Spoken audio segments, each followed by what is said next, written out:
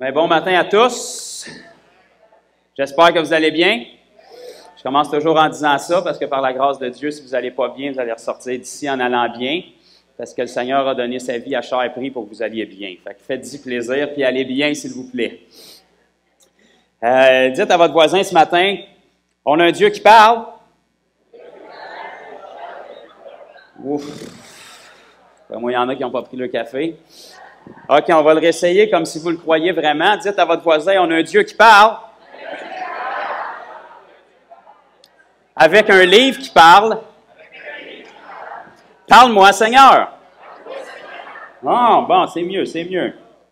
Donc, ce matin, on va, comme Frère Poulain a dit, on va prêcher à partir de la parole. Je ne sais pas encore sur quoi je vais prêcher. Le Seigneur doit le savoir, mais je sais qu'on va être bénis, puis je sais que le Seigneur veut nous transformer. OK? Donc, on n'est pas ici pour être flatté dans le sens du poil, on est ici pour être dépeigné au point où on perd toute notre dignité et qu'on ressort en ressemblant à Jésus. Amen. Je veux commencer le temps avance. Je ne vais pas prendre beaucoup de temps, mais j'aime ça commencer toujours en donnant des petits témoignages et des moyens témoignages et des gros témoignages parce que le Seigneur se spécialise dans les témoignages. Et Frère Poulain parlait de délivrance il y a quelques minutes, puis ça m'a fait penser à ça. Je crois que je l'ai déjà partagé un petit peu les dernières fois que j'avais prêché ici, mais pour ceux qui ne le savent pas, moi je suis cuisinier depuis environ l'époque d'Abraham, ça fait très longtemps que je fais ça. Et puis je travaille dans un restaurant à Bromont. Puis naturellement, je ne mets pas Jésus sur la tablette quand je m'en vais au travail parce que j'ai besoin qu'il soit avec moi.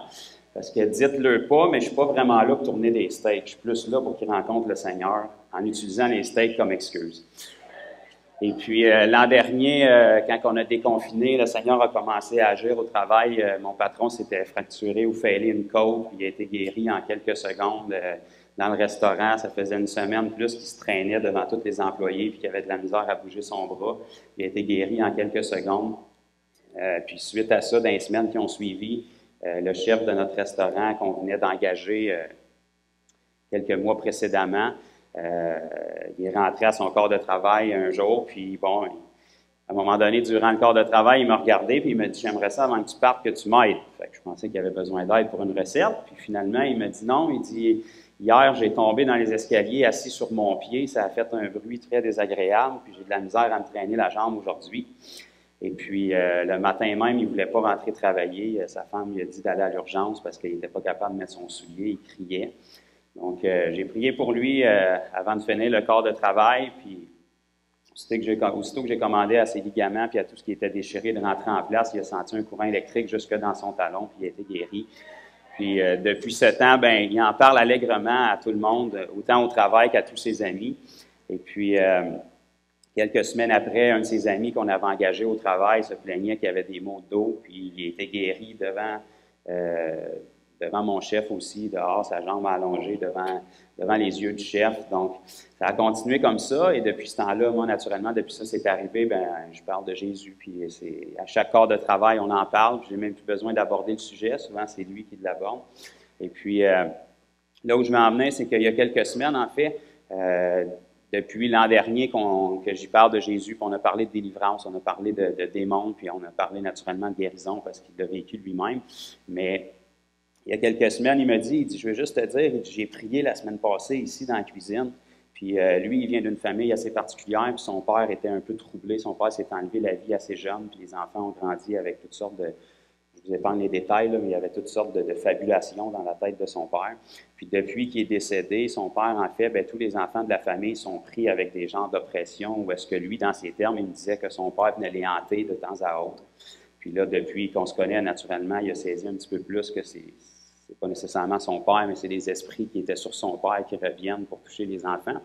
Puis bref, quand ça vient sur eux, ils commencent un peu à être troublés, puis ils sentent full négatif, puis ils voient tout noir.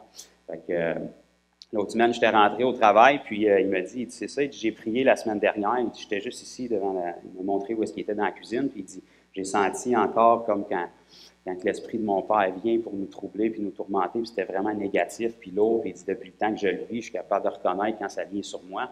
Puis il dit, au lieu de faire comme que je fais d'habitude, Et j'ai fait exactement comme quand tu as prié pour mon pied. J'ai dit, dans le nom de Jésus, Esprit, tu vas me lâcher. Puis j'ai même pas eu le temps de finir ma phrase. J'ai senti que ça a levé, puis ça a parti.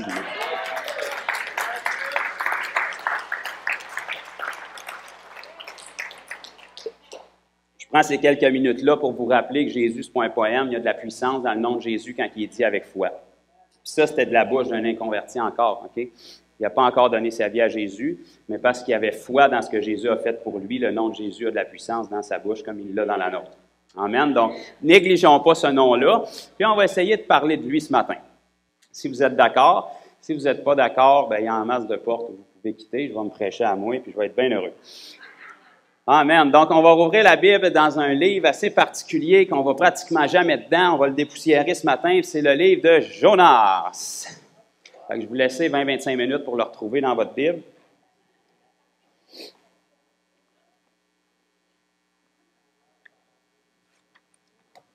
C'est dans l'Ancien, si ça peut vous aider.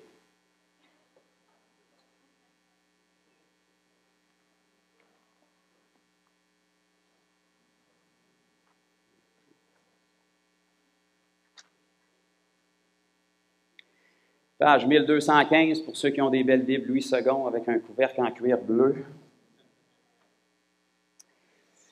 Le livre de Jonas, on ne le lira pas tout ce matin. C'est un livre qui est très rarement prêché. C'est le livre avec lequel le Seigneur est venu me chercher pour que je me convertisse. C'est le livre que la première fois où j'ai tenu un micro dans mes mains comme ça pour parler devant des gens, il y a environ 8 ans de ça déjà, c'est dans ce livre-là que le Seigneur m'avait conduit pour que je puisse prêcher. Et on ne le lira pas tout ce matin. C'est un petit livre de 4 chapitres que je vous suggère fortement de lire. Même les gens du monde le connaissent un petit peu parce que c'est assez farfelu qu'un gars finisse dans le ventre d'un poisson. Mais nous, en tant que croyants, on devrait croire ça parce qu'on est des croyants. Si c'est dans la Bible, il faut le croire. Et juste pour vous faire un petit résumé de ce livre-là, ceux qui l'ont dépoussiéré ce matin parce qu'ils n'ont pas été dedans souvent ou qui ne l'ont jamais lu encore, Jonas est un prophète de l'Ancien Testament. Il y en a eu plusieurs. C'est un prophète dont on n'entend pas énormément parler. Il y a 4 chapitres dans son livre. Et puis c'est un prophète à qui Dieu avait donné un message qui n'est pas étonnant pour un prophète, parce que c'est pas mal que ça qu'il faisait dans l'Ancien Testament, donner les messages que Dieu leur donnait. Mais ce prophète-là, Dieu lui a dit, tu vas aller prêcher et tu vas aller annoncer mon message à une ville de gens qui étaient vraiment pas fins, qui s'appelait la ville de Ninive. Okay? Donc ça, c'était des gens vraiment, vraiment, vraiment pas gentils. Je sais qu'il y en a encore en société aujourd'hui, mais c'était des gens qui faisaient des choses très abominables. Et à l'époque de la Bible, si vous avez déjà lu votre Ancien Testament, c'était très intense et très sanglant. Okay? Ce peuple-là, si vous étudiez, il faisait des choses vraiment terribles. C'était un peuple qui était rempli d'abominations.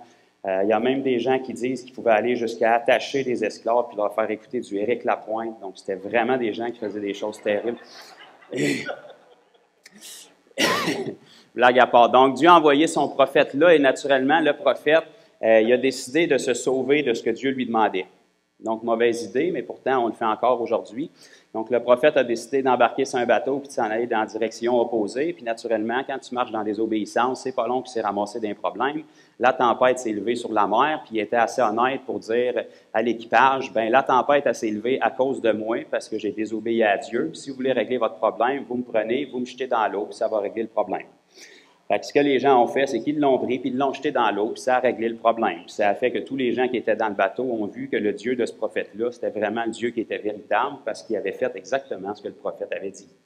Et quand ce prophète-là s'est retrouvé dans l'eau, bien, Dieu avait suscité un gros poisson qui est venu le manger. Donc, tous ceux qui sont intellectuels et rationnels, c'est là que je viens de vous perdre, là. Le poisson a mangé Jonas. Puis Jonas, comme la majorité des chrétiens aujourd'hui, quand il s'est retrouvé dans l'épreuve, bien là, il a commencé à revenir au Seigneur, puis il a commencé à demander pardon pour ses désobéissances. Puis peut-être quand tu es dans le ventre d'un poisson, dans le fond de l'abîme, ça te remet les idées en place un peu. Puis ce que Dieu voulait, c'était pas de le tuer, puis c'était pas de le faire manger par un poisson, c'était justement qu'il revienne de sa mauvaise voie puis de sa désobéissance. Donc quand il a réalisé ça, la Bible nous dit que Dieu l'a fait recracher sur la terre ferme. Donc le poisson est sorti, puis il l'a vomi. Et puis là, Jonas s'est dit, bon, je ne manquerai pas ma deuxième chance, je vais aller faire ce que Dieu m'avait demandé initialement, puis je n'aurais pas dû prendre le bateau pour me sauver. Donc là, je viens de vous résumer les 3 premiers chapitres de Jonas. Donc Jonas s'est en allé dans Ninive, la grande ville, puis la Bible nous dit qu'il était une très grande ville. Puis son message, ça a été 40 jours et la ville sera détruite. Fait que c'est pas un message très excitant, très encourageant. La réponse du peuple de Ninive, ça a été qu'ils se sont tous repentis, puis qu'ils ont fait un jeûne avec le sac et la cendre, puis qu'ils se sont tournés vers le Dieu, puis ils n'étaient pas juifs, puis pourtant, ça les a touchés. Donc là, je viens de vous résumer 3 chapitres et demi du livre de Jonas.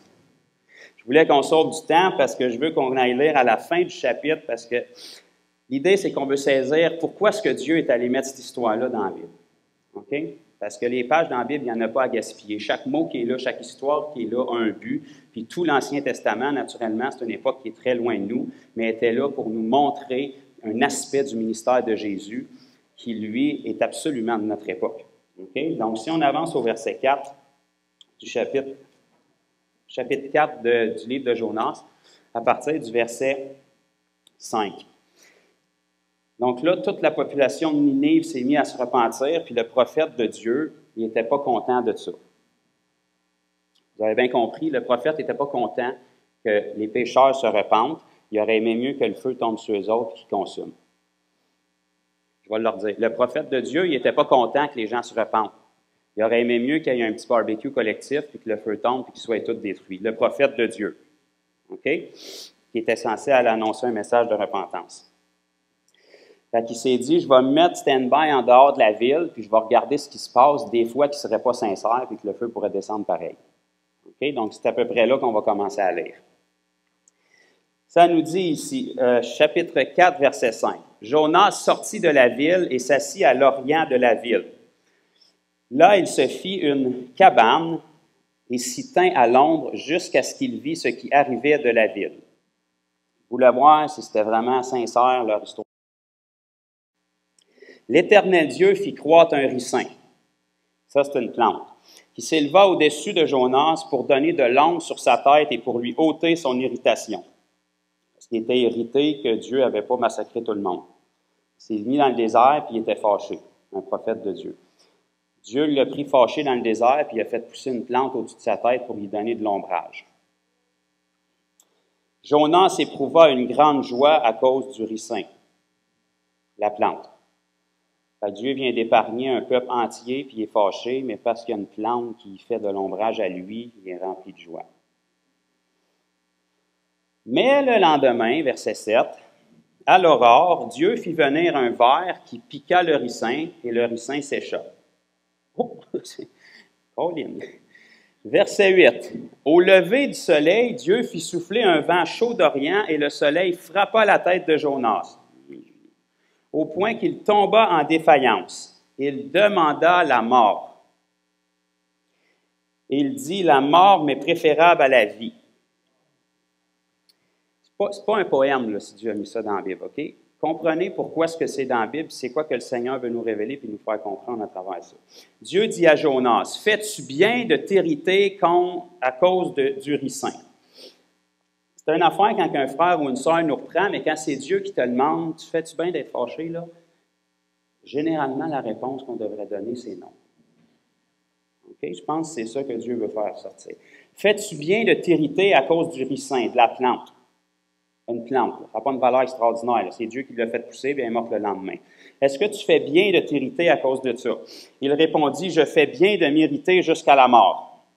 Il aurait dû prendre son appel téléphonique et appeler un ami pour être conseillé sa réponse parce que ce n'était pas la bonne. Je fais bien de m'irriter jusqu'à la mort. Et l'Éternel dit, tu as pitié du ricin, une plante.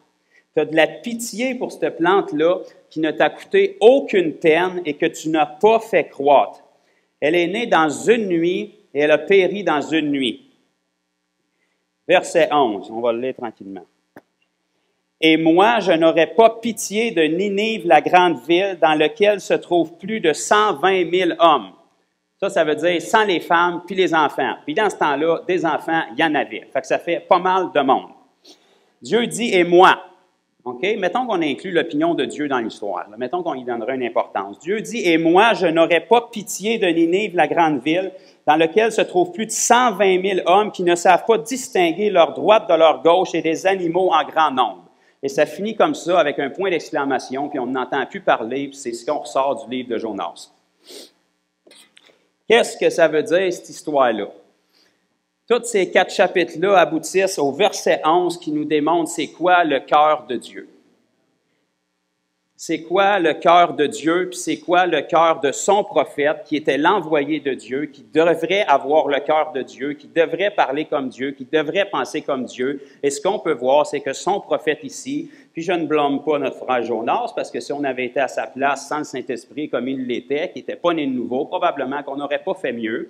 Mais ce que je veux faire ressortir, c'est que ici, ça nous démontre que le cœur de Dieu était absolument pour ce peuple-là, qui faisait des choses abominables, et Dieu était très au courant des pratiques abominables qui étaient là. C'est des gens qui avaient des pratiques terribles lorsqu'ils allaient conquérir des populations. Souvent, ils décapitaient le roi qui était là, ils accrochaient la tête sur un bâton, puis ils le traînaient en médaille pour tous les autres peuples qui allaient conquérir par après. Ils accrochaient les cadavres sur les poutres des villes pour que ce soit vu devant tout le monde. Ils faisaient des choses terribles. C'était des meurtriers, c'était des violeurs. Ils attaquaient autant les femmes que les enfants quand ils pillaient une ville. C'était des choses qui méritaient le jugement. Mais pourtant, le cœur de Dieu, c'était que ces gens-là, même si Dieu n'approuvait pas ces choses-là, c'était qu'ils se détournent de leur mauvaise voie. La volonté de Dieu, c'est que Dieu ne veut pas que personne périsse, il veut juste qu'ils sortent de leur ignorance et qu'ils soient sauvés. Et le prophète de Dieu se souciait plus de ses propres intérêts plutôt que de ceux de 120 000 hommes et toute leur famille qui s'en allaient périr, qui étaient en route pour l'enfer. J'ai 2 hochements de tête, c'est ça que je voulais. Voyez-vous comment c'est silencieux? Puis les choses n'ont pas bien changé aujourd'hui. Le peuple de Dieu devra avoir les mêmes intérêts que Dieu, les intérêts de Dieu premiers. Oui, Dieu a une multitude de promesses pour nous dans sa parole. Oui, Dieu veut nous bénir. Oui, Dieu veut qu'on soit dans l'abondance. Oui, Dieu veut qu'on soit dans la santé. Ses promesses sont extraordinaires, mais ses promesses sont pour ses enfants. Premièrement, il faut devenir ses enfants. Le cœur de Dieu, c'est qu'il n'y a aucune promesse de Dieu qui a de l'importance dans nos vies si on n'est pas premièrement sauvé. Et le cœur de Dieu, ça a toujours, puis ça va toujours être pour les perdus. La première chose que Dieu a fait dès les premières pages de notre Bible, quand l'homme a péché, c'est qu'il est allé vers eux. Dieu se plaît dans l'homme. Il y a de l'amour pour nous. Il y a un intérêt pour nous. Puis c'est pas parce qu'on le mérite bien souvent, c'est parce qu'on est sa création. Il nous a créés pour être ses enfants. Puis le même cœur qu'il y avait pour Adam et Ève quand il est allé vers eux dans le jardin alors qu'il était honteux puis qu'il était allé se cacher. Quand t'es deux sur la planète puis que c'est Dieu qui a créé la planète, essaye donc pas de te cacher. Ça se peut qu'il te trouve, ça se peut-tu ça? Mais tu sais, la réaction d'un homme pécheur déchu, c'est ça que ça a fait. Mais la première chose que Dieu a faite, c'est qu'il n'a pas pris une semaine pour bouder puis dire je vais attendre qu'ils reviennent pour qu'ils réfléchissent à leurs actions. Non, il a débarqué puis il est allé directement vers eux. C'est ça le cœur de Dieu pour l'humanité. Son cœur à cette époque-là n'avait pas changé des milliers d'années après avec le peuple de Ninive qui était terriblement méchant. Mais son prophète qui devrait avoir un cœur qui battait au même rythme que celui de Dieu puis avoir les mêmes intérêts, se souciait plus du soleil qui tapait sur sa petite tête puis que Dieu fasse pousser une plante au-dessus de sa tête pour qu'il soit béni puis qu'il ne pogne pas de coup de soleil dans son petit nombril plutôt que de 120 000 personnes qui étaient en train de crever puis de périr en route pour l'enfer. Ça, les amis, ça devrait nous faire réfléchir. Parce que si on regarde l'état de l'Église moderne aujourd'hui, on n'est pas trop loin des intérêts que monsieur le prophète Jonas avait. Souvent, on se soucie beaucoup plus de notre petit nombril puis de toutes les promesses qu'on peut s'accaparer plutôt que les gens qui périssent autour de nous tous les jours. Vous savez qu'on vit dans une nation où à peu près 9 personnes sur 10 que vous allez rencontrer sont en route pour l'enfer. Vous n'avez pas besoin de fouiller gros pour faire de l'évangélisation, là.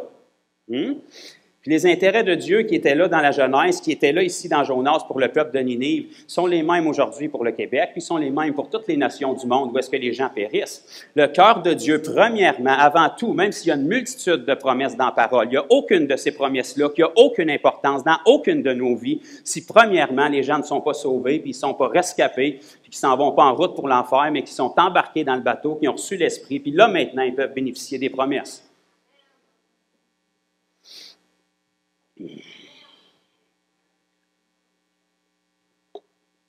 C'est quand même particulier de remarquer que Jésus lui-même, mettons qu'on veut parler un petit peu de Jésus, là, pour avoir de l'air spirituel, ce Jésus-là, dans le Nouveau Testament, dans les Évangiles, à la fin de sa vie, parmi toutes les histoires de l'Ancien Testament, puis il y avait plusieurs prophètes majeurs dans l'Ancien Testament, comme Élie, comme Isaïe, comme Ézéchiel, il aurait pu en prendre plein, mais ce Jésus-là, quand il a fait face à des religieux, il a décidé de faire référence à l'histoire de Jonas.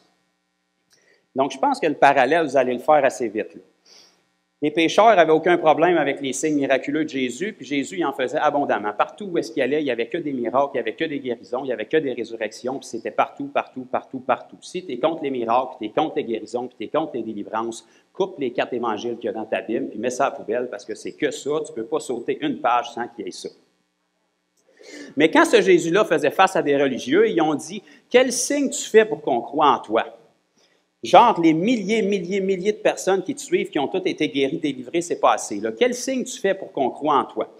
Puis le livre de l'Ancien Testament à laquelle Jésus a fait référence est celui de Jonas. Il a dit, « Une génération corrompue et perverse demande un signe. » Ça commence bien une phrase, si tu veux te faire des amis. Une génération adultère, corrompue, perverse demande un signe, mais ils n'en auront pas d'autre que celui du prophète Jonas. Vous irez voir, c'est dans vos Bibles. Car de même que Jonas a été 3 jours et 3 nuits dans le ventre du poisson, le Fils de l'homme sera 3 jours et 3 nuits dans le sein de la terre. Mais comme Jonas est ressuscité, puis qui est sorti du ventre du poisson, Jésus est aussi ressuscité. Et si Jésus a décidé de faire un parallèle avec cette histoire-là, c'est parce que le livre de Jonas en entier, cette mise en place-là que Dieu a faite dans la parole, a tout été faite pour nous amener au dernier verset du livre. C'est un livre ouvert de toute façon, OK? Il s'arrête sur une fin qui n'est pas vraiment une fin.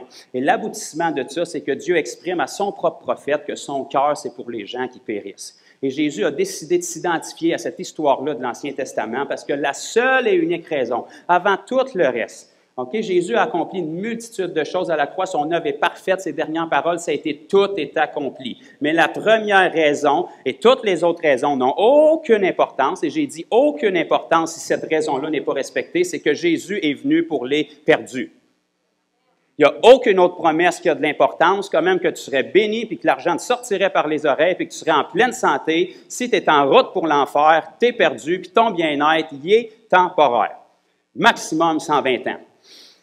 Donc, le cœur de Dieu, puis le but essentiel du sacrifice de Jésus, puis le pourquoi Dieu est descendu du ciel, puis s'est pris un corps en Jésus pour endurer tout ce qui a enduré, c'est pour les perdus.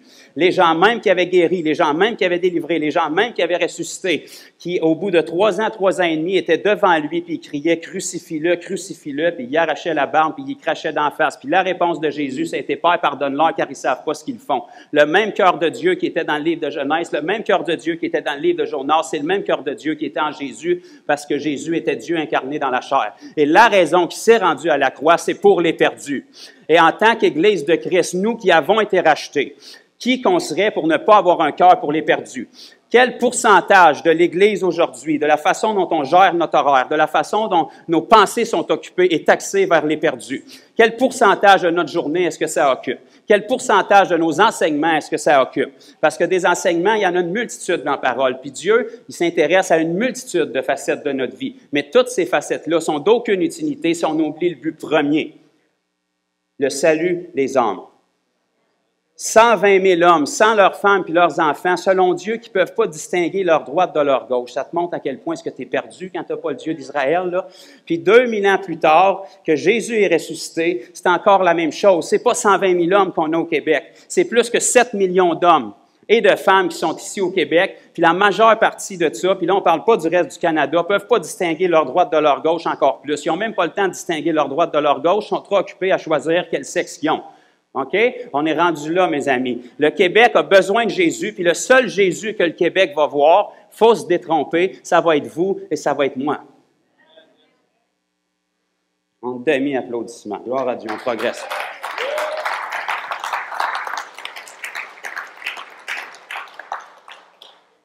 Dieu se plaît dans chacun de ses enfants. Puis ce matin, comprenez-moi, puis de toute façon, vous me connaissez, vous êtes habitués, je suis pas là pour condamner personne, mais je suis là pour qu'on se réveille, puis qu'on réaxe nos horaires, et puis qu'on réalise où est-ce qu'il est notre focus, puis c'est quoi qu'on garde comme but en premier. On peut venir 52 semaines par année à l'Église, puis prêcher toutes les promesses de Dieu qui sont dans cette parole-là, puis c'est vrai, puis sont valables, puis sont pour nous autres. Mais ces promesses-là sont pour un enfant de Dieu, et un enfant de Dieu a comme but premier les âmes. Parce que le but premier de Dieu, c'est les âmes. Sans le salut, il n'y a aucune promesse qui est valable. Sans le salut, il n'y a aucune promesse qui est utile.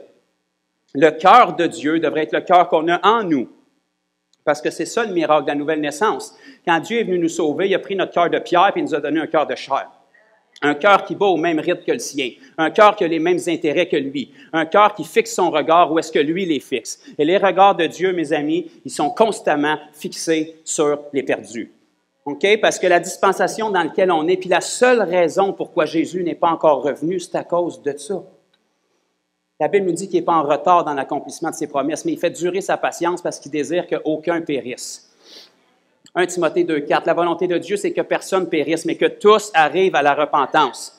Mais tous ne pourront pas arriver à la repentance si tous n'ouvrent pas leur bouche pour parler de la repentance. Et tous n'arriveront pas à la repentance si nous, on ne vit pas une vie repentie, puis on ne se sert pas du Jésus qui est en nous pour aller leur porter. 2 Corinthiens, chapitre 4, verset 6. Je vais y aller. Si vous ne voulez pas y aller, vous allez voir, c'est bon.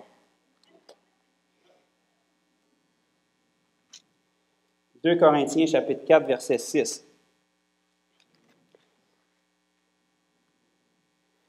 Ça, c'est un verset qui va venir nous encourager puis nous adoucir un peu après 3-4 taloches qu'on vient d'avoir. Là, ça dit ici, 2 Corinthiens, chapitre 4, verset 6.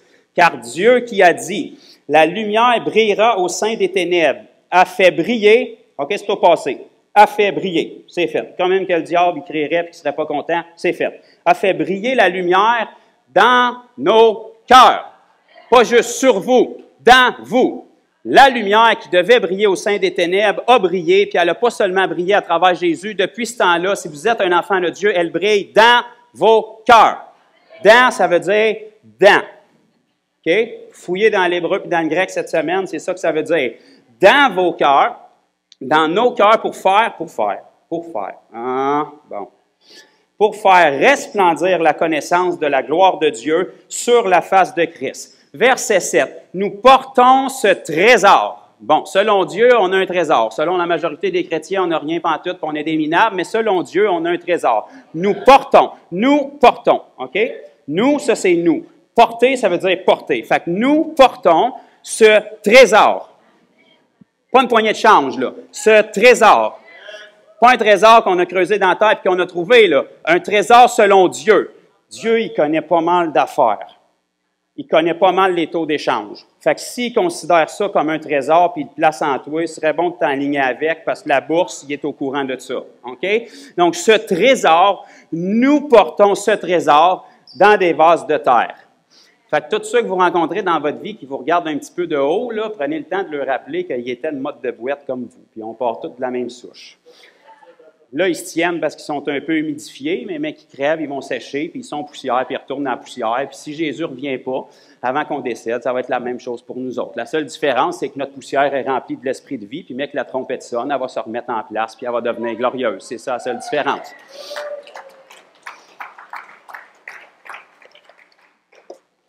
Mais entre-temps, nous portons ce trésor dans des vases de terre, afin que cette grande puissance... Je ne sais pas, le Seigneur a de l'air à considérer qu'on est puissant. Cette grande puissance, OK, puissance, ça aurait été quand même pas pire, mais là, la Bible rajoute cette grande puissance. OK? Ton miroir, il est pété. Il ne te renvoie pas cette image-là, parce qu'il ne veut pas que tu te regardes selon la chair, Dieu veut que tu te regardes selon sa parole. Dieu dit que ce trésor-là qu'il a mis en toi, que tu le sentes, que tu le sentes pas, que ton voisin soit d'accord, qu'il ne soit pas d'accord. On n'a rien à faire de leurs opinions sans vouloir les offenser. Il y a une opinion qui compte, c'est celle de Dieu. Dieu dit que ce trésor-là qu'il a mis en toi, cette grande puissance, comment est-ce que tu peux avoir une grande puissance en toi, puis pas avoir aucune puissance qui se manifeste dans ta vie? Il y a quelque chose qui ne marche pas. Il y a quelqu'un qui ne croit pas. Fait que l'autre personne qui reste, c'est nous autres.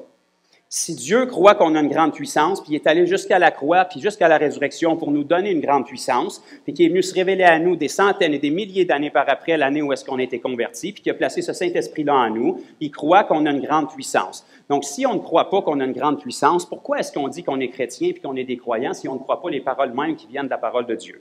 Donc, si Dieu dit que nous avons une grande puissance, nous devrions marcher dans une vie de grande puissance, afin que cette grande puissance soit attribuée à Dieu et non pas à nous.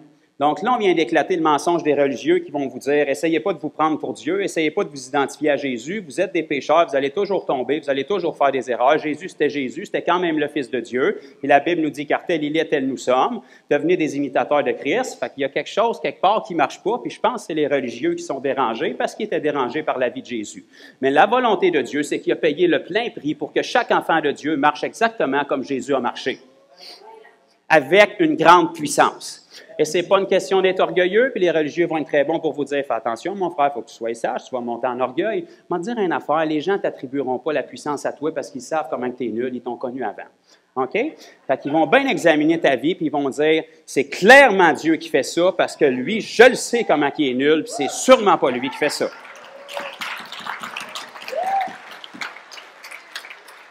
Ça veut dire que la puissance dans laquelle on doit marcher dans nos vies ne doit pas être attribuable à notre propre connaissance, à notre sagesse ou à notre éducation. Pourquoi est-ce que la majorité des gens que Jésus a choisis n'étaient pas très éduqués? Justement pour ça, parce que Dieu voulait démontrer que lorsque les miracles se produisent, c'est pas leur éloquence, c'est pas leur sagesse, c'est pas leur étude, c'est pas leur QI, c'est pas leur intellect, c'est la puissance de Dieu. Cette puissance-là est mise dans des vases de terre. Quand les gens voient la puissance, ils ne voient pas le vase de terre, ils voient quelque chose qui est invisible, qui est caché, qui a été mis en dedans, mais lorsqu'on marche par la foi, cette puissance-là qui est à l'intérieur devient visible. On rend les œuvres de Dieu visibles, et c'est ce que Jésus faisait. La Bible nous dit qu'il était l'image visible du Dieu qu'on ne peut pas voir. Pourtant, le prophète Isaïe, dans l'Ancien Testament, nous dit qu'il n'y avait rien pour attirer les regards. Moi, il me semble, si je verrais Dieu passer, ça attirerait mon regard. Ça attirait mon regard. C'est moi, c'est peut-être moi qui est trop intense pour Jésus, mais ça attirait mon regard. Mettons que je regarde à Moïse dans l'Ancien Testament, ça a quand même attiré son regard quand Dieu est passé. Il a été obligé de le cacher dans une roche pour pas qu'il explose par la puissance de Dieu. Puis il a juste vu le derrière de Dieu. Fait que moi, ça attirait mon regard. Pourtant, Jésus était l'image visible du Dieu invisible, puis il n'y avait rien pour attirer les regards. Pourquoi? Parce que la puissance était à l'intérieur, la nature était à l'intérieur. Comment est-ce qu'elle se manifestait, puis comment est-ce que les gens pouvaient savoir qu'il y avait quelque chose de surnaturel avec cet homme-là, qui était juste un charpentier, puis qu'il n'y avait rien d'extraordinaire extérieurement? C'est parce qu'il y a des œuvres de puissance qui émanaient de Jésus. C'est parce qu'il y a des paroles de puissance qui sortaient de sa bouche.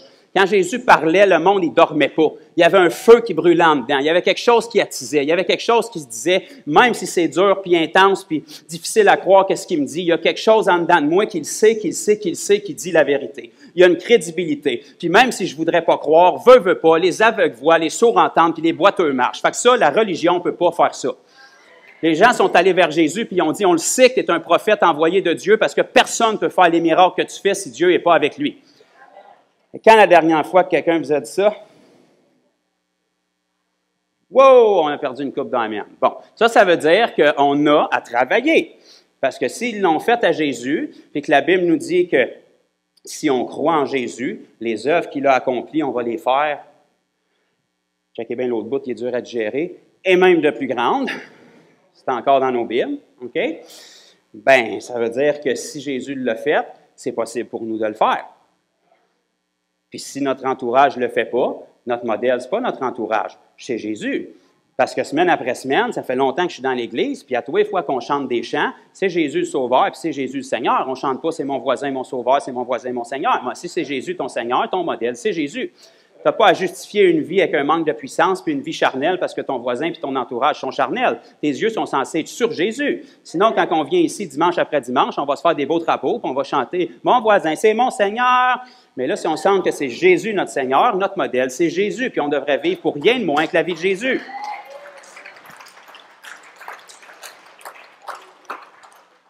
Jésus nous a donné une belle parabole dans la Bible parce que naturellement, Jésus qui était Dieu dans la chair avait le même cœur que Dieu, le même cœur qui était pour le peuple de Ninive. Jésus nous a parlé de la brebis égarée ou de la brebis perdue. Quand un berger se promène, puis il y a 100 brebis, puis il en perd une. Elle est perdue, elle est égarée, elle est mêlée, elle s'est trompée de fourche, elle a pris le mauvais chemin. Okay? La Bible nous dit, ne laissera-t-il pas les 99 autres pour aller au secours de celle qui est perdue? Puis pour être sûr qu'on comprenne et qu'il n'y ait pas de confusion, là, la Bible va nous dire qu'il y a plus de joie au ciel pour un seul pécheur qui se repent que pour 99 justes qui sont déjà sauvés. Ça veut-tu dire que Dieu n'aime pas les 99 justes? Absolument pas. S'ils sont sauvés, c'est la preuve qu'ils les aimaient. Mais ils sont sauvés. Ils sont sauvés. Ils ont déjà la vie. Ils ont déjà l'assurance de leur salut s'ils persévèrent jusqu'à la fin. Ils ont déjà le Saint-Esprit. Ils ont déjà la possibilité d'avancer. Ils ont déjà la parole. Ils ont déjà la révélation pour comprendre la parole. Celui qui est perdu, il ne l'a pas. Il ne peut pas distinguer sa droite de sa gauche. Certainement, on va laisser les 99 autres pour aller à celle qui est perdue, qui a besoin du Seigneur, qui si elle décède demain ou après-demain, sa route, c'est l'enfer. Puis on ne veut pas ça. Dieu a donné sa vie en Jésus pour ne pas que ça arrive. Et il a placé ce message-là en nous. Un grand trésor, une grande puissance dans des vases de terre. Ça, c'est vous et c'est moi. La seule outil que Dieu avait pour sauver l'humanité, c'était Jésus. Cette partie-là est faite. Jésus a tout accompli ce qu'il avait à accomplir. Il est retourné au ciel par après. À partir de ce moment-là, le seul outil que Dieu avait pour sauver l'humanité à travers ce que Jésus a fait, c'est d'envoyer l'Esprit Saint. Cette partie-là est déjà faite. Vous irez voir dans votre Bible, dans Acte 2, c'est déjà accompli. Que tu le veuilles ou pas, c'est fait. Que Satan ne soit pas de bonne humeur, c'est fait. Il est trop tard. Ce Saint-Esprit-là, il ne l'a pas juste envoyé sur la terre pour qu'il flotte et qu'il perde son temps. Il est venu le placer en nous. La Bible nous dit que nous sommes le temple du Saint-Esprit maintenant. Parce que nous sommes des fils et des filles, Dieu a placé dans nos cœurs l'Esprit de son Fils, l'Esprit Saint, l'Esprit de Jésus. Donc, si le seul outil que Dieu avait pour sauver l'humanité était Jésus, puis depuis que Jésus est parti, le seul outil que Dieu a pour nous rappeler ce que Jésus a fait, c'est le Saint-Esprit, puis ce Saint-Esprit-là a été placé en nous. Quel est le seul outil que Dieu a maintenant pour que les gens puissent être sauvés? Bingo! Il y en a 2-3 de ce bord-là qui ont compris. Je vais prêcher plus de ce bord-là. Le seul outil que Dieu a maintenant pour sauver l'humanité, c'est vous et c'est moi avec le message qu'on transporte. Le seul Jésus que les Québécois vont voir, ça va être celui que vous transportez.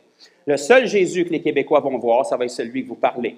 Le seul Jésus que les Québécois vont voir, c'est celui que vous manifestez. Parce que les gens n'ont pas beaucoup d'importance à ce que vous allez leur dire et puis leur parler de Jésus, parce que quand vous dites Jésus, eux, ils entendent religion. Quand même que vous le dites avec une voix bien mélodieuse, tout ce qu'ils entendent, c'est religion. Ici, au Québec, si vous leur parlez de Dieu, ils pensent tout de suite catholicisme. Si vous leur parlez d'église, ils pensent cathédrale. Si vous leur parlez de pasteur, ils pensent curé. Okay? Vous voyez qu'on vit dans deux mondes différents, puis peu importe comment vous êtes éloquent dans votre parole, vous ne changerez pas cette mentalité-là de leur tête. Ça va prendre, mes amis, le Saint-Esprit, et il faut que l'Esprit que vous ayez en vous soit capable de faire des choses qu'eux ne peuvent pas faire. Il faut que le Saint-Esprit que vous avez en vous soit capable de faire des choses qui vont vous permettre de vous distinguer, qui va vous permettre de faire des choses qu'aucune autre des religions, qui soit dit en passant, il y en a une multitude dans le monde. Juste en Inde, ils ont 300 millions de dieux. Okay? Puis là, on n'a pas touché aux autres pays. Fait que des religions dans le monde, il y en a en masse, ils ont toutes des valeurs, ils ont toutes des dogmes de foi. Ça va nous prendre quelque chose quelque part qui nous permet de nous distinguer des autres. Puis Jésus était bien au courant de ça, puis il y avait déjà des religieux à son époque, donc Dieu avait permis que Jésus soit loin du Saint-Esprit pour qu'il puisse faire des choses qu'aucune religion du monde peut faire. Actes chapitre 10, verset 38 nous dit « Ne savez-vous pas comment Dieu a oint de Saint-Esprit et de puissance? Jésus de Nazareth. » C'est détaillé. Saint-Esprit, puissance, Jésus de Nazareth. Il n'y a pas erreur sur la personne, on sait exactement c'est lequel.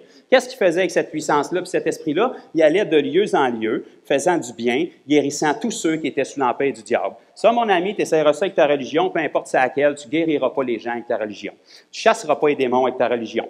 Il y en a qui ont essayé dans la Bible, puis vous lisez les versets suivants, sont partis à la course, puis tout nus. Fait que ça n'a pas trop bien marché pour eux autres. La religion, ça ne chasse pas les démons. La religion, ça ne ressuscite pas les morts. La religion, ça ne fait pas de miracles. Ça ne multiplie pas les pains. Puis la religion, ça ne guérit pas les malades.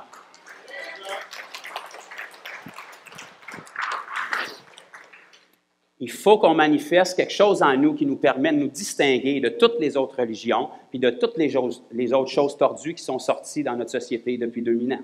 Et de cette façon-là, si on manifeste la puissance de Dieu, les gens vont pouvoir distinguer qu'il y a quelque chose en nous qui nous différencie du monde. Oui, naturellement, on doit porter des fruits dans notre vie. Naturellement, mais ça, c'est du long terme. Quand on rencontre les gens, le contact premier avec lequel ils vont expérimenter ce qu'on a en nous, c'est la puissance de Dieu. C'est pour ça que Dieu nous donne les dons du Saint-Esprit et c'est pour ça que les dons sont instantanés. Dès le moment qu'une personne est convertie, il peut commencer à marcher dans les dons, mais souvent, les fruits de l'Esprit ne seront pas présents dans sa vie parce que les fruits, comme dans le naturel, tu ne plantes pas ta graine pour recueillir les fruits le lendemain. Tu plantes ta graine, puis il faut que ça pousse. Ça prend du temps. Tu peux aider la semence à grandir, tu peux arroser, tu peux y donner du soleil, tu peux émonder, puis ça va pousser naturellement. Toi, tu peux faire des choses pour favoriser ça, mais veux pas, ça va prendre du temps pour que la maturité vienne, puis que le fruit devienne bon, de qualité et goûteux. Mais les dons du Saint-Esprit, c'est un don, c'est instantané. Si je te rencontre, puis je te donne de quoi, tu ne l'auras pas dans un an, je te le donne là. C'est un don, tu peux t'en servir maintenant. Dieu nous donne des dons maintenant, parce que quand on évangélise, c'est maintenant que ça prend puissance. Tu ne veux pas dire à la personne que tu rencontres dans la rue, viens me voir dans un mois, puis je vais te guérir. Non, il y a mal là, puis il veut Dieu là. C'est là qu'il a besoin d'aide. C'est là que ça nous prend les dons. Une fois qu'il est converti, là, il a besoin de regarder à ta vie, parce que le seul Jésus qu'il connaît, c'est toi. Donc, il va regarder à ta vie, puis là, tu es mieux d'avoir des fruits dans ta vie, parce que la Bible nous dit que celui qui s'identifie à Jésus doit marcher comme Jésus a marché. Jésus ne marchait pas dans le péché, ne marchait pas dans l'adultère, ne marchait pas dans la pornographie, ne marchait pas dans le blasphème. Donc là, les gens doivent voir les fruits dans notre vie, parce que là, une fois qu'ils sont convertis, leur modèle, c'est toi. Oui, on doit les pointer vers Jésus, mais l'apôtre Paul disait « Soyez mes imitateurs comme je suis moi-même de Christ ». Les gens vont regarder à nos vies. Là, on doit porter des fruits. Là, on doit avoir une maturité. Mais initialement, pour l'évangélisation, les outils que Dieu nous donne, c'est sa puissance et ses dons, et on doit rechercher ces choses-là.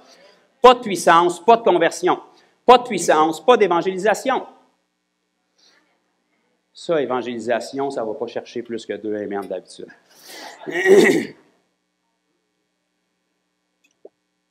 Les apôtres même, qui avaient été entraînés par Jésus, qui avaient vu le Jésus ressuscité, qui avaient vu Jésus être enlevé sur le mont des Oliviers puis monter au ciel. Puis ils ont tellement resté fichés que Dieu est obligé de faire descendre des anges pour leur dire, les boys, il va falloir dégeler, parce que si vous restez là, ça n'avancera pas. Là. Le même Jésus que vous avez vu monter au ciel, il va revenir de la même manière qu'il est monté. Mais entre-temps, vous avez une job à faire. On se bouge puis on s'en va travailler. Ces apôtres-là sont partis, les gens les plus formés qu'il y avait sur la planète. Puis malgré ça, Jésus leur avait dit, ne faites rien tant que vous n'allez pas recevoir la puissance du Saint-Esprit. Le Saint-Esprit surviendra sur vous et vous serez mes témoins. OK, donc tous ceux ici qui ont reçu le Saint-Esprit, je vous souhaite de l'avoir reçu. Si vous ne l'avez pas reçu, Dieu vous demande de le recevoir. En passant, dans la Bible, ce n'est pas une suggestion, c'est un commandement. Je sais que nos Louis II disent qu'il leur recommanda d'attendre à Jérusalem, mais dans le texte original, c'est un commandement. Jésus leur a commandé d'attendre à Jérusalem le Saint-Esprit, la promesse du Père qui viendrait sur eux, et ça serait une puissance pour qu'ils soient des témoins. Donc, si vous avez reçu le Saint-Esprit, vous n'aviez peut-être pas lu le contrat, mais vous êtes fait pogner parce que le Saint-Esprit il vous a été donné pour que vous soyez des témoins.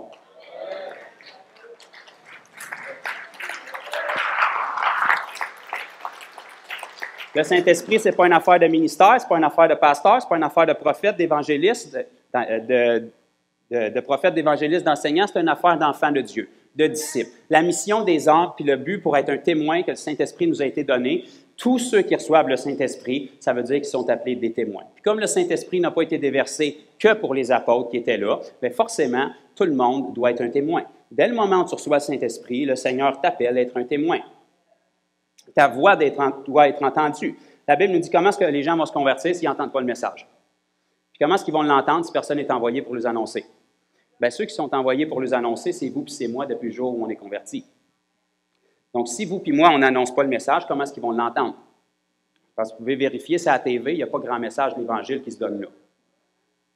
Puis même si vous allez sur les télés chrétiennes, il n'y en reste plus bien non plus de message de l'Évangile qui se donne là. Ceux qui veulent se désabonner, c'est ici, juste en bas. Là. Okay.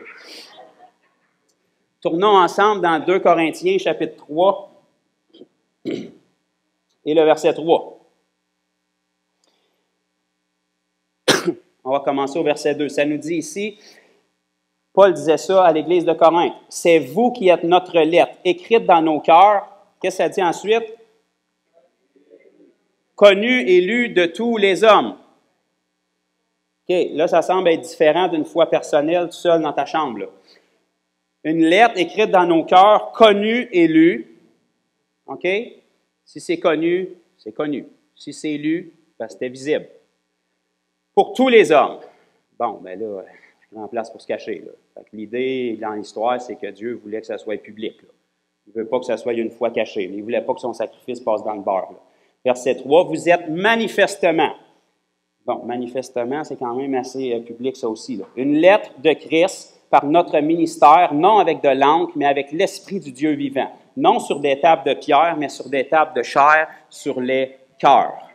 Donc ça veut dire que vous et moi, dès le moment où on a donné notre vie à Jésus, puis que le Saint-Esprit est venu, il est venu inscrire toutes les lois de Dieu qu'on avait sur des tables de pierre dans l'Ancienne Alliance, puis il est venu les inscrire maintenant sur notre cœur. Maintenant, nous sommes des épîtres vivants. Maintenant, nous sommes des arches de l'Alliance, comme dans l'Ancien Testament, qui transportons la présence de Dieu. Si vous regardez dans l'Ancien Testament, dans l'arche de l'Alliance, vous retrouviez 3 choses. Il y avait un vase avec la manne qui était là, il y avait la verge d'Aaron qui avait fleuri, puis il y avait aussi les tables de la loi sur lesquelles Dieu avait donné les commandements. Pourquoi Dieu a fait ça? C'est pas parce qu'il donnait dans la sculpture puis la boiserie puis qu'il n'y avait rien à faire, c'est parce qu'il voulait nous démontrer quelque chose que nous, on vit dans le Nouveau Testament. Nous sommes des arches de l'Alliance vivantes. Le vase qu'il y avait dans l'arche de l'Alliance qui transportait la manne, c'était le pain venu du ciel. La verge d'Aaron représentait l'autorité et les tables de la loi représentaient les commandements de Dieu. Maintenant, toutes ces choses-là ont été placées en nous. Jésus nous a donné l'autorité, selon Luc 10, 19, qui accomplissait la verge d'Aaron qui avait fleuri. La Bible nous dit ici qu'il a écrit ces lois dans notre cœur, représentant les tables de la loi qui étaient dans l'arche de l'Alliance. Commence-t-il à faire du sens? Le vase avec la manne qui était descendu du ciel, c'était le pain venu du ciel. Jésus a dit, « Je suis le vrai pain venu du ciel. » Où est-ce que ce Jésus-là habite maintenant? En nous. Donc, vous êtes des arches de l'Alliance vivante qui transportez la présence de Dieu partout où vous allez. Vous avez la présence de Dieu, vous avez la parole de Dieu, vous avez l'autorité de Dieu partout où vous allez. Et Dieu s'attend à ce que ça émane de nous pour que les gens puissent voir ce qu'on a en nous et qu'ils puissent voir que ce qui se dégage de nous ne peut pas être attribué à notre connaissance et à notre éducation et ça doit venir de Dieu. Et c'est ça qui va pousser les cœurs à se repentir. La Bible nous dit dans Romains 2, 4 que c'est la bonté de Dieu qui nous pousse à la repentance. Donc, quand les gens rencontrent un chrétien, ils ne doivent pas avoir le goût d'aller se pendre après vous avoir parlé. Ils ne doivent pas avoir le goût de rentrer en consultation chez un psychologue après vous avoir parlé. Ils devraient dire, je ne sais pas ce qui vient de se passer dans ces 2 minutes-là, mais il y a comme une boule d'énergie qui m'a frappé. Il y a quelque chose qui émanait de cette personne-là. Il y a de la vie. Il n'a pas l'air d'être découragé. Il n'a pas l'air d'avoir peur de la 25e vague qui s'en vient. Il a l'air d'être rempli de confiance. Pour moi, il n'écoute pas les mêmes nouvelles que moi, parce que moi, je vois des ténèbres partout autour, mais lui, il est rempli de joie, il est rempli d'excitation. Il voit Dieu agir dans sa vie.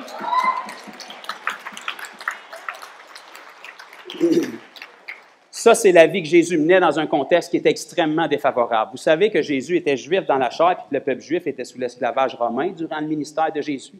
Pourtant, ça ne l'a jamais arrêté. Vous savez que Jésus, ces journées, là, je ne sais pas qui c'est qui faisait le planning, mais c'était vraiment, vraiment pas cool, toutes les affaires qu'il y avait à son horaire. Premier message, je me fais pousser en bas de la montagne. Après ça, je reçois des roches. Après ça, il faut que je me cache. Après ça, il faut que je trouve une place à dormir. Après ça, il faut que je trouve de la nourriture pour les 12 qui me suivent. Puis celui qui me suit est en train de voler dans la bourse. Ça, c'était le planning de Jésus. Pourtant, il n'est jamais découragé, jamais démoralisé. On ne voit pas aucun verset dans les évangiles où est-ce qu'il est parti prendre un break, une vacance, consulter un psychologue chrétien. Non, parce que Jésus avait ses yeux fixés sur le but. C'est les âmes. C'est normal des tribulations, c'est normal des persécutions. Je suis une lumière, puis c'est des ténèbres. C'est normal qu'ils ne seront pas d'accord. Mais partout où est-ce que la lumière arrive, par exemple, les ténèbres, ils s'en allaient. Il faisait bien des persécutions pour pas que la lumière vienne, mais quand la lumière arrivait, là, il commençait à négocier. Ne nous tourmente pas tout de suite avant notre temps.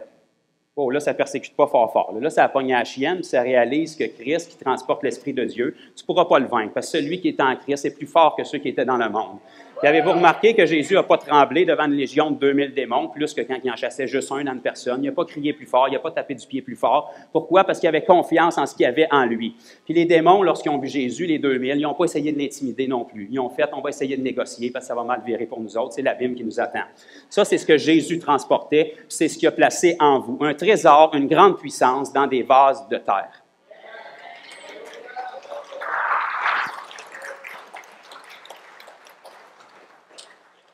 Matthieu, chapitre 5. Je suis assez content que le Seigneur ait mis ces versets-là dans la Bible. Des fois, je me dis, qu'est-ce que je prêcherais si ce n'était pas là? Matthieu, chapitre 5, verset 13. Ça, c'est un autre verset tannant pour la religion, qui t'enseigne à vivre ta foi tout seul dans ton cœur pour ne pas offenser personne. Matthieu, chapitre 5, verset 13.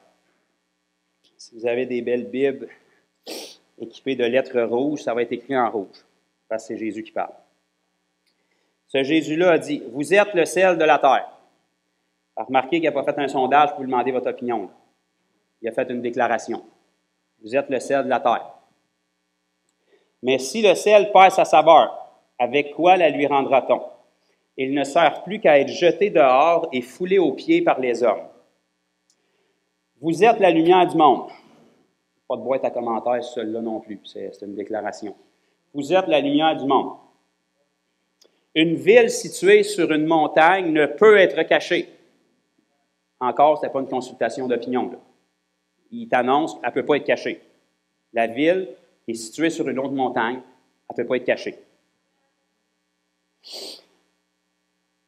Verset 15. « Et on n'allume pas une lampe pour la mettre sous le boisseau. Mais on la met sur le chandelier et elle éclaire tous ceux qui sont dans la maison. » Encore une fois, il n'a pas pris le temps de vous demander votre opinion et de faire un vote collectif. Il a dit, elle éclaire tous ceux qui sont dans la maison.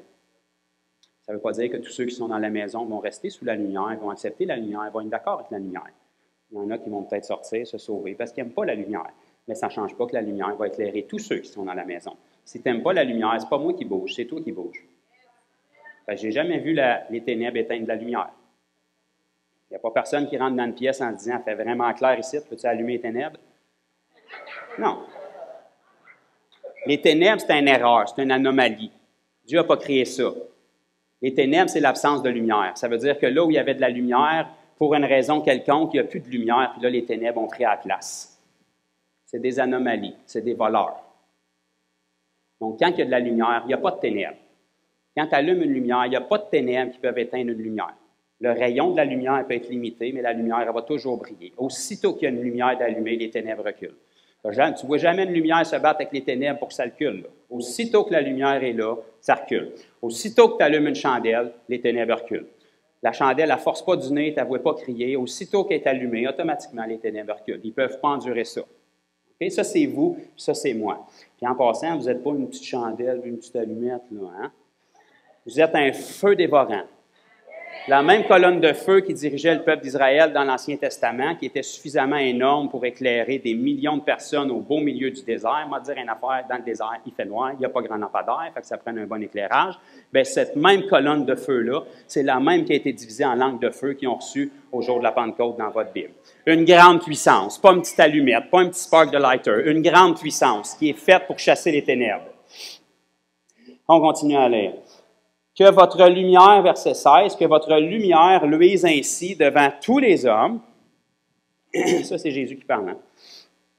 Afin qu'ils voient vos bonnes œuvres. Oh, voyons, Seigneur, affaire d'orgueilleux, ça, mes œuvres. Les œuvres, on fait ça en cachette. Là. Et qu'ils glorifient votre Père qui est dans les cieux. Fait que selon Jésus, la façon dont vous pouvez faire briller votre lumière, c'est que les gens voient vos bonnes œuvres et qu'ils glorifient votre Père qui est dans les cieux. Maintenant, qu'est-ce que ça veut dire? La majorité du temps, si vous faites des bonnes œuvres en société, la dernière affaire que les gens vont faire, c'est glorifier Dieu. Ils vont glorifier vous. Vous êtes une bonne âme, vous êtes gentil, vous êtes rempli de compassion, vous êtes généreux. Il devrait y avoir plus de gens comme vous en société. Ça ne glorifie pas Dieu. Ça veut dire que les œuvres auxquelles Dieu fait référence ici, quand il nous parle à travers la bouche de Jésus, ce doit être des œuvres qui ne peuvent qu'être associées à la puissance de Dieu. Parce qu'autrement, si vous faites des bonnes œuvres, la gloire n'ira pas à Dieu, elle va aller à vous. Certainement, on peut nourrir quelqu'un qui a faim. Ça, un athée peut faire la même chose.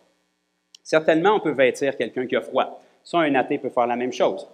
Certainement, on peut aider quelqu'un à traverser la rue. Ça, un athée peut faire la même chose. Ce n'est pas ça qui va faire que les gens vont glorifier Dieu. Nous devons pratiquer ces choses-là à combien plus forte raison quand les gens du monde qui n'ont même pas le Saint-Esprit sont capables de le faire. C'est normal qu'on ait ces bonnes œuvres-là dans notre vie. Mais les bonnes œuvres à laquelle Dieu fait référence ici, puis que Jésus cite à ses disciples, c'est des œuvres qui doivent permettre aux disciples de se distinguer pour que les gens, en voyant nos œuvres, disent « ça ne peut qu'être Dieu qui agit à travers toi ». Comme ils ont fait avec Jésus. C'est sûr que tu es un prophète envoyé de Dieu parce qu'il n'y a personne qui peut faire les miracles que tu fais si Dieu n'est pas avec lui.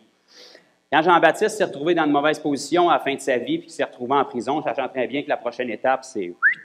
Il a décidé d'envoyer ses disciples dire à Jésus, « J'ai peut-être fait une erreur sur la personne, pourtant j'ai bien vu l'Esprit descendre sur lui puis j'y ai bien dit que c'était le Messie, mais là je suis en prison puis ça ne regarde pas bien pour moi. Fait que je vais envoyer des sentinelles vers Jésus pour lui demander, « C'est-tu vraiment toi le Messie? » Dans le fond, Jean-Baptiste le savait très bien que c'était Jésus le Messie. Il voulait juste envoyer le message à Jésus. Je suis en prison, tu pourrais peut-être faire quelque chose pour moi parce que c'est moi qui ai annoncé ta venue. J'aimerais ça avoir un petit coup de pouce. Là. La réponse de Jésus face à ça, ça n'a pas été qu'il a commencé à élaborer sa doctrine puis qu'il a cité sa descendance jusqu'à Adam par cœur comme Matthieu l'avait fait. Non, il n'a pas fait ça. Il a dit, le boiteux marche, les sourds entendent. La puissance de Dieu est manifestée. Retourne dire ça à Jean-Baptiste. La preuve que je suis le Messie, c'est que ma vie comporte des actes que seul Dieu peut faire. Dans le but d'amener les gens au salut. Oui, le salut est important. Oui, le salut est primordial. Mais on n'aura pas de salut, on n'aura pas de mouvement de réveil, on n'aura pas l'attention des gens si la puissance de Dieu ne revient pas dans la vie de chaque enfant de Dieu.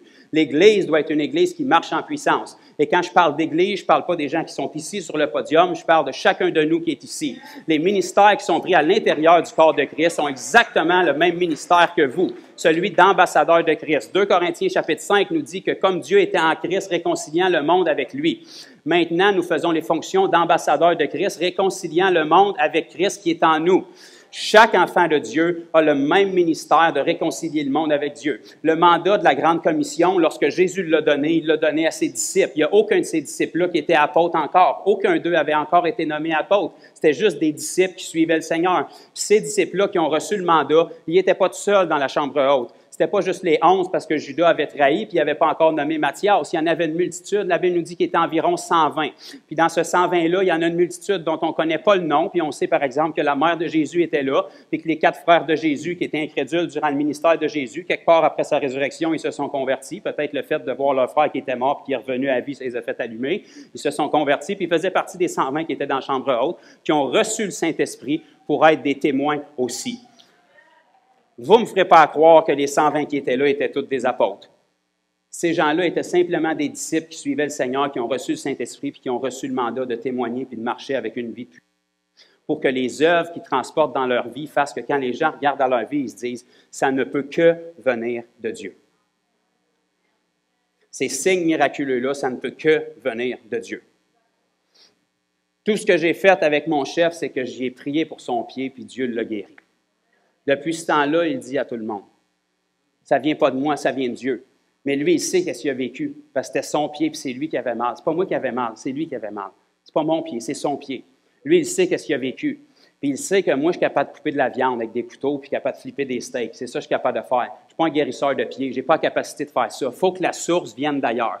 Il faut que la puissance vienne d'ailleurs. Parce qu'au moment où j'ai dit « ligaments, soyez guéris », le choc électrique qui a passé dans son pied pour que les ligaments reconnectent, ce n'est pas ma main qui peut faire ça. Il faut qu'il y ait une autre source derrière. Il faut qu'il y ait quelque chose derrière qui fait ça. La Bible nous dit dans Hébreux 1,3 que Jésus était le reflet de la gloire de Dieu et l'empreinte de sa personne. Quand tu as une empreinte, tu ne vois pas la personne, mais tu sais que la personne, forcément, était derrière l'empreinte quand l'empreinte a été faite. Notre vie doit être comme ça. Quand on passe quelque part, on doit laisser une empreinte pour que les gens sachent qu'il y avait quelque chose en arrière de nous qui était surnaturel. Il y avait quelque chose qui émanait de nous, qui ne pouvait pas venir de nous seulement. Ça devait être une force surnaturelle. Ça devait être l'autre dimension qui opérait à travers nous. C'est ça qui va pousser les gens à réaliser que le message qu'on dit, forcément, c'est le vrai message. Parce que si ce n'était pas le vrai message, ils ne pourraient pas produire des miracles.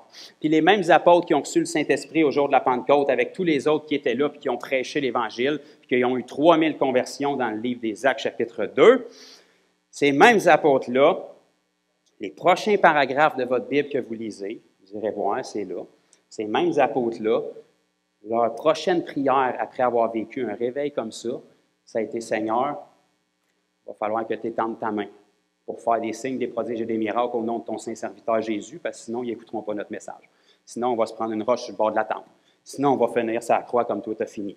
Il faut que tu étendes ta main parce que sinon, ils ne seront pas prêts à nous recevoir. Étends ta main pour qu'il se fasse des signes, des prodiges et des miracles puissants au nom de Jésus quand on rouvre notre bouche pour parler parce que sinon, on est cuit. Même si on est la lumière, même si on a la vérité, même si on leur donne le message, tu leur as donné le message puis regarde qu'est-ce qu'ils t'ont fait. Fait qu'il va falloir qu'il y ait des signes pour que le message puisse passer. Et ça a l'air que Dieu était quand même d'accord avec l'histoire parce qu'aussitôt qu'ils se sont fermés la bouche pour prier, la Bible nous dit que le lieu où ils étaient rassemblés trembla. Et ils furent tous remplis du Saint-Esprit. C'est drôle, ça fait 1, 2, 3 paragraphes qui ont été remplis du Saint-Esprit, là. Mais Jésus a cru bon de les remplir à nouveau parce qu'il veut qu'on reste rempli. Si tu as été baptisé du Saint-Esprit il y a 30 ans, puis tu as donné 3-4 mots en langue, puis depuis tu ne reparles plus en langue, tu as peut-être besoin d'un petit refresh. Tu as peut-être besoin de remettre un petit peu d'huile dans ta lampe. Parce que si tu vas lire dans Matthieu 25, si ta lampe n'est pas pleine, ça ne regarde pas bien pour toi. Fait que Dieu veut que notre lampe soit pleine. Puis la façon pour que notre lampe soit pleine, c'est qu'on reste proche de l'huile. Puis l'huile a toujours représenté le Saint-Esprit. Puis ce Saint-Esprit-là, si on se consacre à lui, puis qu'on est actif pour le royaume de Dieu, bien, cet Saint-Esprit-là va augmenter en nous, puis on va constamment être débordant. Ce Saint-Esprit-là qui déborde de nous aussi, qui va tomber sur des gens autour de nous. Puis les gens vont dire, je ne sais pas qu'est-ce qu'il y a avec cette personne-là, comme les 2 disciples sur la route d'Emmaüs, dont on ne connaît même pas leur nom, mais on va savoir que lorsque Jésus les a quittés, ils vont dire, est-ce que notre cœur brûlait en dedans de nous lorsqu'il nous racontait les Écritures? C'est quand la dernière fois qu'on a rencontré un chrétien, puis qu'après l'avoir quitté, notre cœur brûle en dedans de nous? Généralement, on a le goût d'aller consulter quand on rencontre des chrétiens, tellement leur vie est misérable. Ça, c'est pas normal. On devrait avoir une vie de victorieux. Ce n'est pas suffisant de réciter « J'ai la victoire par le sang de Jésus, je suis la tête et non la queue ». L'idée de le réciter, c'est qu'on le croit. Puis si on le croit, ça va s'accomplir dans notre vie. Mais ça ne pourra jamais s'accomplir dans notre vie si on ne garde pas nos yeux fixés sur le but premier. La Bible nous dit, cherchez premièrement, Matthieu 6, 33, vous irez voir, cherchez premièrement le royaume de Dieu et sa justice. C'est quoi le premier intérêt du Seigneur? On l'a lu tantôt dans Jonas, c'est les âmes perdues. Les intérêts pour le royaume de Dieu, c'est que les gens soient dans le royaume. Ça prend de l'évangélisation, ça prend des saluts. Cherchez premièrement le royaume de Dieu. Cherchez premièrement le salut des âmes. Cherchez premièrement les brebis perdues. Et toute chose vous sera donnée par-dessus. Depuis que je suis converti au Seigneur, j'ai axé mon cœur à amener les perdus à l'Évangile et je peux vous dire, je n'ai jamais manqué de rien. Pourtant, je ne cherche pas les autres choses. Je n'ai jamais lu les livres des 12 étapes et des 12 clés du succès pour avoir un compte de banque rempli, mais pourtant, je ne manque de rien. Pourquoi? Parce que quelqu'un qui s'enrôle dans l'armée, qui est un soldat, il accomplit sa tâche, puis l'armée prend soin du reste. Il n'a pas à se questionner s'il va avoir un repas sur la table, il n'a pas à se questionner s'il va avoir des trous dans ses bottes. Il prend soin de sa tâche, puis l'armée prend soin du reste. Un enfant de Dieu qui garde ses yeux sur le but, qui garde ses yeux sur la même chose qui tient le cœur de Dieu, c'est-à-dire les âmes perdues, s'il garde son focus là-dessus, puis qui s'efforce de vivre sa vie de cette manière-là, puis de mettre une partie majeure de son horaire à ça. Dieu va prendre soin de ses besoins. Parce que si on cherche premièrement le royaume de Dieu et si notre cœur est à la même place que celui de Dieu pour les perdus, Dieu, forcément, il va prendre soin de nos besoins. Parce que si nos besoins ne sont pas rencontrés, on ne peut pas accomplir ce qu'il nous demande de faire. Et Dieu se cherche activement, Dieu parcourt la terre, puis il cherche activement des gens à qui envoyer, qui sont prêts à dire, me voici, envoie-moi. Puis Dieu dit, ça fait 2000 ans que je t'ai envoyé, je t'ai équipé, puis je t'ai envoyé dans la moisson. Le problème, ça n'a jamais été la moisson. La moisson est blanche. Le problème, c'est les ouvriers. Prie le maître de la moisson d'envoyer des ouvriers. Puis si tu n'es pas convaincu, vas-y dans la moisson, puis tu vas voir que tu as besoin de prier pour envoyer des ouvriers. Puis pendant que tu pries pour envoyer des ouvriers, reste pas assis sur ton divan pour que Dieu n'envoie. Toi, tu es un ouvrier, va dans la moisson, puis pendant que tu es dans la moisson, prie pour que Dieu t'envoie des gens qui vont venir avec toi, à ta gauche, à ta droite, que vous allez pouvoir vous mettre ensemble puis avancer. Donne l'exemple par ta vie, porte les fruits par ta vie, démontre par ta vie les conversions. Puis quand les gens vont voir que ça fonctionne à travers toi puis qu'ils savent comment tu es nul, ils vont se dire certainement je peux faire aussi bien, sinon plus. Fait que ça va leur donner un petit coup de pied puis ils vont commencer à venir à côté de toi, ils vont te prendre par la main puis ils vont faire quelque chose puis là on va avancer. Parce que le Seigneur ne reviendra pas tant que l'Évangile ne sera pas annoncé sur la terre entière. Puis si on laisse la terre entière et on s'occupe juste du Québec, je peux vous assurer qu'ici au Québec, l'Évangile n'a pas été annoncé aux Québécois. La religion est annoncée, leur perspective de Jésus est annoncée, leur perspective de l'Église de Dieu est annoncée, de toutes les choses traumatisantes que l'Église a pu faire dans le passé. Mais le vrai Jésus de la Bible, qui fait des signes, des prodiges et des miracles, qui peut transformer un cœur de pierre en cœur de chair, qui peut prendre quelqu'un aussi pourri que les habitants de Ninive, puis les transformer en une parole d'un prophète habillé bizarre qui est venu leur parler, ce même Dieu-là, les Québécois ne l'ont pas rencontré.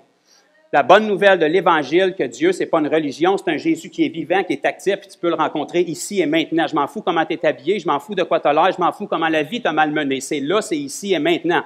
Il est vivant ou il ne l'est pas. Le Saint-Esprit est en moi ou il ne l'est pas. Je peux tout par celui qui me fortifie ou pas. Ou la Bible est vraie ou on la jette. Si c'est vrai, on y croit, on va de l'avant, puis on va vers les gens, puis on va voir Dieu être fidèle. Parce que Dieu cherche des hommes et des femmes simples, qui ne sont pas des prophètes, des pasteurs, des docteurs, des apôtres, des gens qui ont simplement reçu le Saint-Esprit pour être un témoin, qui vont aller donner ce trésor-là, qui est dans un vase de terre, à des gens qui ont aussi des vases de terre, mais qui sont vides, qui ont grandement besoin d'un trésor en eux. Puis ce trésor-là qui est en vous va traverser à travers vous, puis va toucher ces gens-là. Ça, c'est le mandat de l'Église, les amis.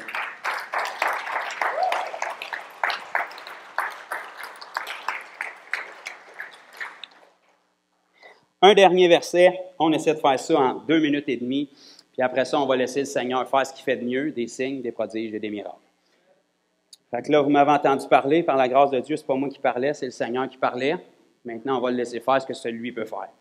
Fait que peu importe votre problème ce matin, si vous en avez, merci Seigneur si vous n'en avez pas, c'est ça que Dieu veut, que vous n'ayez pas. Mais si vous en avez, que ce soit physique, que ce soit émotionnel, que ce soit des gens dans votre entourage, je ne peux absolument rien faire pour vous. Mais la bonne nouvelle, c'est que le Jésus qui est en moi, il peut absolument tout faire pour vous. Puis je suis d'accord pour me mettre en accord avec lui pour faire quelque chose pour vous. Parce que la Bible nous dit dans Philippiens 4,13, « Je peux tout ». Okay? Ce n'est pas écrit « Dieu peut tout ». Ça ne prend pas de foi pour dire que Dieu peut tout. Okay? Tous les chrétiens disent que Dieu peut tout, pourtant ils ne font rien. Paul a dit « Je ». C'est qui ça « je » dis-le. Je. Je peux tout, je peux tout, par celui qui me fortifie. Donc, celui qui te fortifie, soit qui te fortifie constamment, ou soit que c'est un quand ça y tente, quand tu es faim. Là. C'est un ou l'autre. Si le Consolateur, le Saint-Esprit est venu, puis que Jésus nous dit qu'il ne nous abandonnera pas, qu'il va être avec vous tous les jours jusqu'à la fin du monde, Matthieu 28, versets 19 et 20, bien, s'il nous dit ça, c'est parce que celui qui nous fortifie est constamment là. Ça veut dire qu'on a constamment la capacité d'être fortifié. On ne devrait pas être constamment relevé, on devrait être constamment fort. Si on a besoin d'être relevé constamment, c'est parce qu'on ne s'est pas appuyé sur celui qui nous fortifiait. On s'est appuyé sur un autre béquille qui a cassé, parce que c'est inévitable qu'elle casse, parce que notre seul fondement, c'est censé être Jésus. Et Dieu a voulu ça de même, parce que le seul qui ne peut pas faillir, le roc des âges, c'est Jésus. Si tu es appuyé dessus, tu n'auras pas besoin d'être constamment relevé.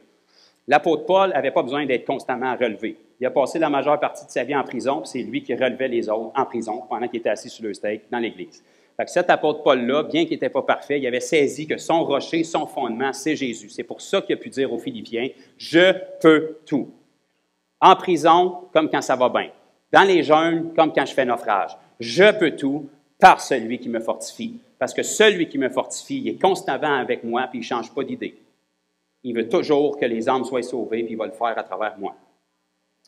Colossiens, chapitre 1, on finit avec ça.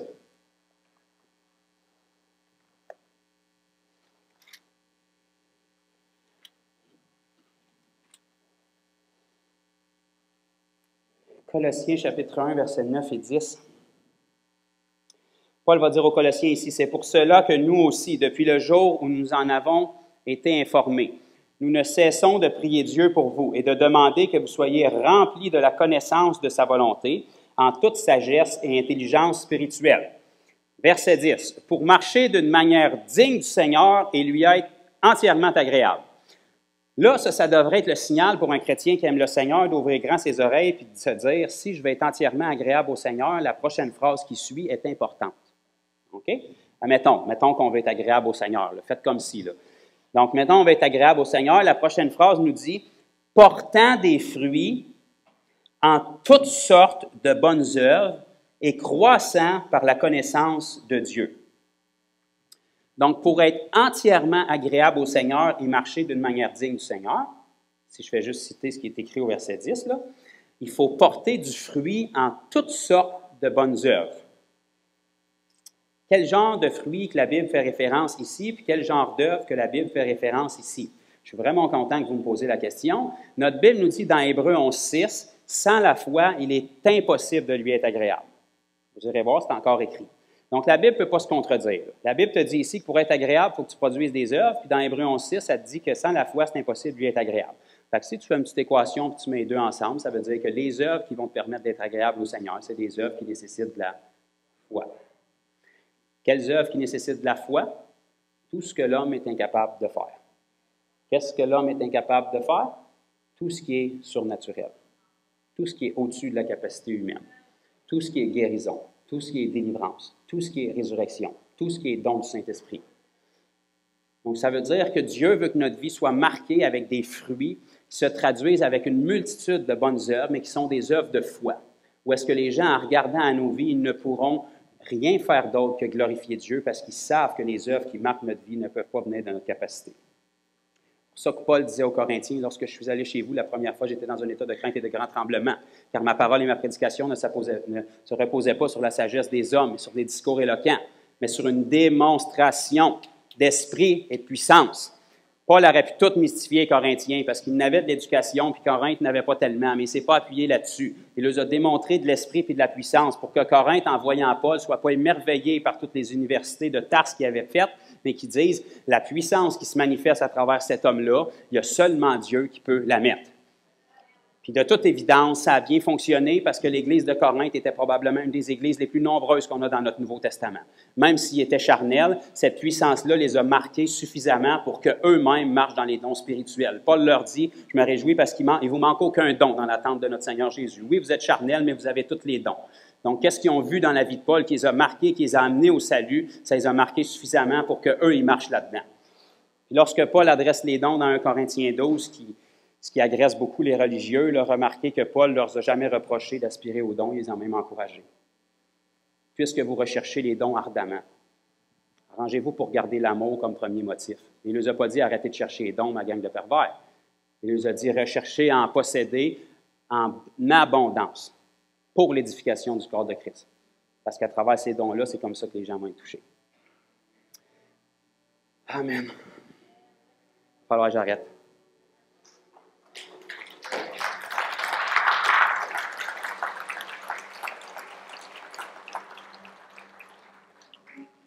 Comme je dis souvent, je n'ai jamais terminé, je fais juste arrêter. J'espère qu'au moins une phrase que j'ai pu vous dire ce matin dans les millions que j'ai dit qui a pu toucher votre cœur, ne serait-ce que Jésus. Ce Jésus-là, il parle par lui-même. Le Jésus de la Bible, c'est un Jésus qui est puissant. Quand même que la religion vous a renseigné d'autres choses, que votre entourage vous a renseigné d'autres choses, puis que vos expériences de vie vous a renseigné d'autres choses. Le Jésus de la Bible, c'est un Jésus qui est puissant. C'est un Jésus qui est le même hier, aujourd'hui et éternellement le même. S'il faisait des miracles et il n'en fait plus aujourd'hui, on jette la Bible. S'il faisait des miracles et il n'en fait plus aujourd'hui, qu'est-ce qui nous fait croire qu'on est sauvé? Parce que ça, c'est un miracle en soi. Ce Jésus-là, il peut tout. Tout ce qu'il cherche, c'est de la foi. Lorsqu'un homme est allé vers Jésus et il a dit « Si tu peux m'aider, fais quelque chose », ça n'a pas très bien passé avec Jésus. Si vous regardez sa réponse, elle était assez directe et elle avait un point d'exclamation. Jésus il a remis la réponse droite d'en face. Il a dit « Si je peux, tout est possible à celui qui croit. » La question, c'est pas si je peux, je peux. La question, c'est pas si je veux toujours. Mon oui et amen, c'est mon dos en lambeaux sur la croix. Mon oui et amen, c'est que même dans mon corps glorifié, j'ai encore mes mains et mes pieds percés. Ça te prouve à quel point j'étais sérieux pour la guérison. Mon oui et amen, c'est toujours oui et c'est toujours je peux et c'est toujours je veux. La question, c'est est-ce que tu crois? Ce matin, je suis là puis je veux m'efforcer de croire ce que le Seigneur dit puis de pouvoir vous aider dans vos besoins puis n'importe qui de l'équipe qui veut aussi prier avec moi. Si vous avez des besoins, on va faire ça. Puis si vous n'en avez pas, restez dans votre banc puis faites juste être dans la présence du Seigneur puis regardez ce qu'il peut faire dans votre vie. Okay? On a tous des besoins dans notre vie. Souvent, ils ne sont pas accablants, mais le Seigneur veut toujours faire plus avec notre vie. Le Seigneur veut toujours adresser des choses dans notre vie. Le Seigneur veut toujours adresser notre marche. Le Seigneur veut toujours nous amener dans une repentance. Ça ne veut pas dire qu'on vit dans un péché flagrant. Ça veut dire qu'il veut qu'on soit réajusté. Ça veut dire qu'il veut nous donner nos ordres de marche pour les prochaines étapes de notre vie. Chacun d'entre nous, en ce moment même où je parle, on est dans une étape de notre vie, on est dans une saison avec le Seigneur. Certains d'entre vous, vous êtes nouveaux convertis, d'autres, ça fait longtemps, d'autres, vous êtes tiédis, d'autres, vous êtes en feu, peu importe où est-ce qu'on en est, le Seigneur a un plan pour votre vie qui, selon Psaume 139, était écrit avant même que vous existiez. Nous, ce qu'on veut, c'est se mettre en accord avec le Seigneur pour découvrir c'est quoi ce plan-là, puis accomplir toutes les œuvres qu'il a préparées d'avance pour nous. Et lorsqu'on marche dans ce plan-là, mes amis, c'est tellement facile. C'est plus nous qui le fait, c'est Dieu qui le fait. C'est plus notre vie qui est vue, c'est lui qui est vu à travers nous. On se rend compte que toutes ces œuvres-là, y avaient vraiment été préparées d'avance. Dieu attendait juste qu'on les pratique. Restez dans cette atmosphère-là pendant que mon frère Éric va faire la louange. Laissez le Seigneur traverser. La Bible nous dit que lorsque 2 ou 3 sont réunis en son nom, on est beaucoup plus que 2 ou 3 ce matin. Ce que j'ose espérer, c'est qu'il y en a au moins 2 ou 3 parmi nous qui sont vraiment là, en son nom. Donc, on va laisser le Seigneur se déplacer parmi nous, puis on va le laisser faire son travail dans nos vies. Puis tous ceux qui ont des besoins, vous pouvez avancer, on va s'accorder avec le Seigneur, puis on va relâcher la puissance de Dieu sur vous. Mettez pas vos yeux sur l'homme, gardez vos yeux sur le Seigneur. Et puis soyez reconnaissants s'il vous a parlé ce matin. Puis agissez dessus. On est envoyé ici pour une mission terrible. Dans toutes les nations, des disciples de Jésus-Christ, on a un concept inédit et de nouvelles cibles. En plus, on a le pouvoir d'accomplir l'impossible. Mesdames et messieurs, ouvrez bien vos oreilles. On vient partager avec vous quelque chose d'exceptionnel, le gospel. Allez, viens, entre dans le mouvement. On n'attend pas demain pour entrer dans la danse.